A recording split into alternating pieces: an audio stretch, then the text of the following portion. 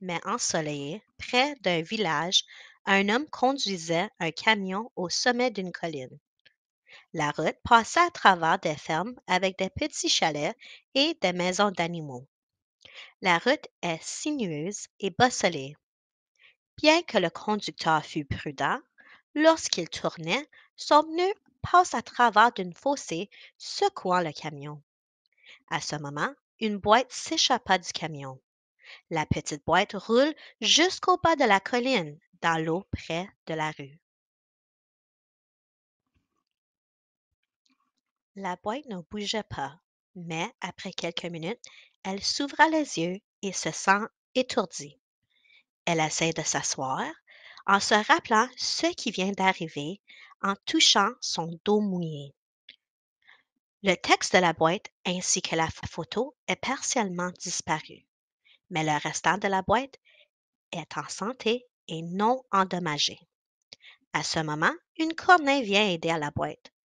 La corneille dit: Je t'ai vu tomber du camion. Qui es-tu? La boîte répond: Je ne sais pas. Je me sens étourdie et mouillée. La corneille répond: Tu es sur une ferme. Est-ce que tu connais ta destination finale ou connais-tu ton adresse? La petite boîte ajoute: Oh non, mon dos est mouillé et je n'ai aucune idée où je viens. Ceci est tellement de la malchance. Tout ce que je sais, c'est que j'ai des objets dans moi-même et j'étais dans un camion.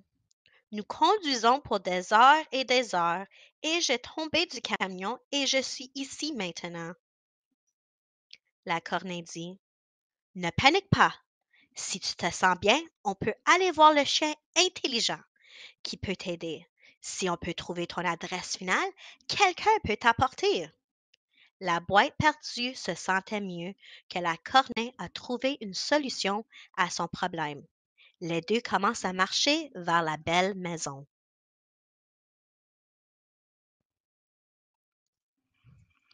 Quand ils arrivent à la maison, Monsieur Hapou, le chien intelligent, jouait avec des poules et poussins. Madame la poule et ses poussins marchent autour de la cour cherchant des vers de terre.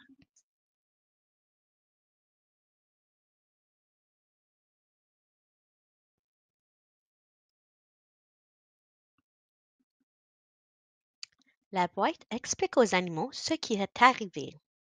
Monsieur Hapou essaie de défricher l'écriture sur la boîte, mais cela est impossible à comprendre et la photo avait déjà disparu. Il suggère qu'ils attendent pour les propriétaires de la maison.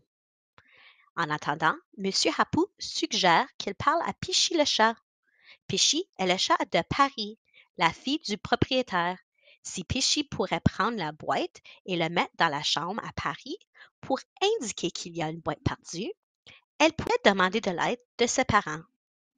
La boîte se sentait mouillée et un peu découragée.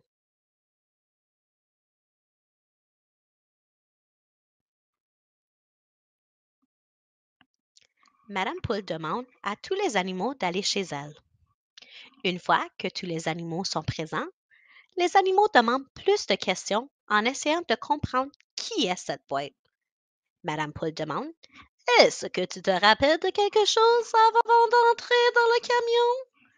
La boîte répond: J'étais avec d'autres boîtes et nous étions dans les centaines. Et nous étions dans une maison en file d'attente. Quelqu'un a mis un sac de plastique avec quelque chose de doux et un texte écrit.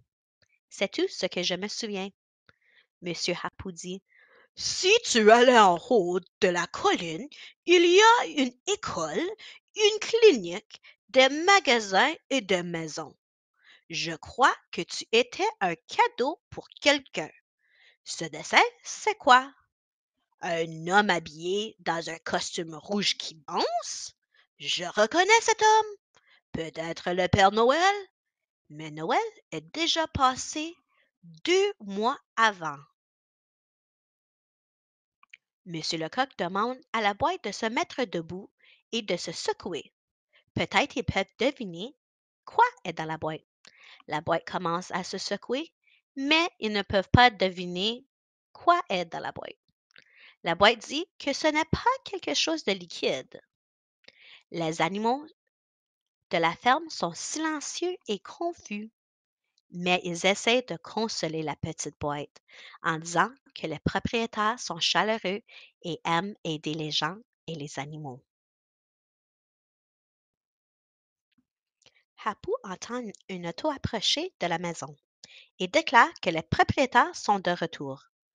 Aussitôt que l'auto est arrêtée et les portes s'ouvrent, le chat Pichy saute en dehors de l'auto et s'étire. Pichy est un peu grincheuse car elle a dû aller voir le vétérinaire pour ce vaccin et elle a faim. Hapu commence à japper en s'approchant de Pichy pour lui demander son aide tout de suite. Pichy et Hapu vont au poulailler. Ils décident qu'ils doivent emporter la boîte dans la maison aussitôt possible. La boîte perdue dit au revoir à ses nouveaux amis.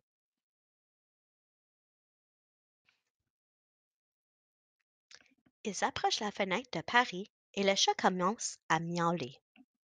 Après quelques minutes, Paris vient dans sa chambre pour prendre le chat pour l'emporter à la cuisine.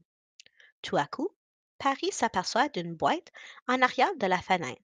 Paris demande: Oh Pichy, d'où vient cette boîte? Est-ce que cette boîte est pour moi? Est-ce que le facteur est venu aujourd'hui? Aussitôt qu'elle ramasse la boîte, elle s'aperçoit que la boîte est mouillée et il n'y a pas d'écriture, seulement une gommette d'un homme habillé en rouge qui danse. Paris ne sait pas quoi faire, alors elle laisse la boîte dans sa chambre et décide qu'elle va demander l'aide à sa mère demain.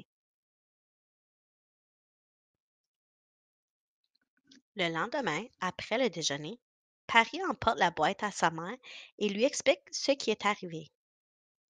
Elle marche à la serre et la mère de Paris regarde à la boîte et peut voir une image embrouillée d'une fleur. Même si la photo n'est pas claire, elle détermine que c'est une jacinthe. Elle regarde à l'homme qui danse et exclame: Oh, regarde, Haji Farouz! Paris demande à sa mère: C'est qui? Sa mère répond que c'est la fleur du printemps pour la célébration perse de Nowruz. Cette boîte devrait venir d'un jardin qui produit ces plantes, mais elle ne sait pas qui est le recevoir de la boîte. Elle décide d'ouvrir la boîte. La petite boîte est contente de savoir plus de sa mission et d'apprendre plus par rapport à la mère à Paris. La mère à Paris place la boîte sur le comptoir et met Paris sur un tabouret avec Pichy sur ses genoux. Lorsqu'elles ouvrent la boîte, il y a un morceau de papier avec un message: Joyeux Nowruz! Il y a également un sac en plastique avec de la terre brune et molle et quelque chose de rond en plastique noir. Sa mère ouvre le plastique et trouve un oignon. Elle est maintenant certaine que c'est l'oignon de Jacinthe. Paris demande à sa mère si elle peut manger l'oignon. Sa mère lui répond: Non, car elles ne sont pas mangeables. Ils ont plusieurs façons pour produire des plantes, telles qu'acheter des graines et les semer ou en coupant les tiges et les semant. Mais pour une jacinthe, nous avons besoin de l'oignon des jardiniers pour le semer. Sa mère suggère qu'elle sème la plante cet après-midi. Nous allons avoir une grande célébration de Nowruz dans 6 semaines et je vais t'apprendre plus de cette fête perse, mon amour. Maintenant, laisse-nous aller donner de la nourriture aux poules. Elle demande à Paris d'apporter la boîte dans le recyclage.